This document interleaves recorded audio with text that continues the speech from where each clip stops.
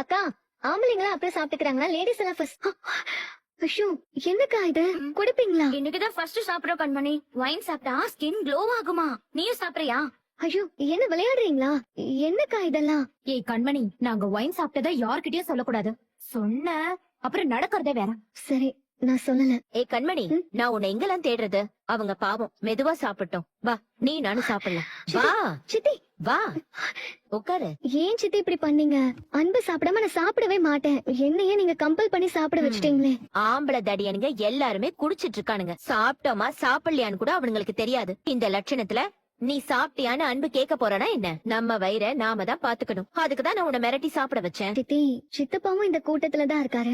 அவரையும் சேத்தா தடியன்னு சொல்றீங்க? ஏன் புருஷனை நான் அப்படிதான் சொல்லுவேன். மத்தவங்க சொன்னாதான் நான் கோவப்படுவேன். ரொம்ப அழகா இருக்க, கியூட்டா இருக்க, பொறுமையானவளா இருக்க, எல்லார் மேலயும் ரொம்ப அன்பா இருக்க.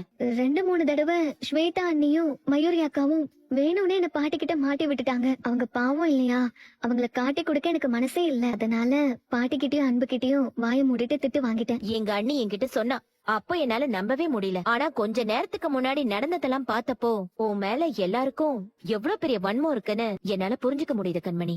வாவ் கண்மணி, இன்னைக்கு நைட்டு அந்த மிராக்கல் நடக்க போகுது. நீ சந்தோஷமா வெயிட் பண்ணு. Good night.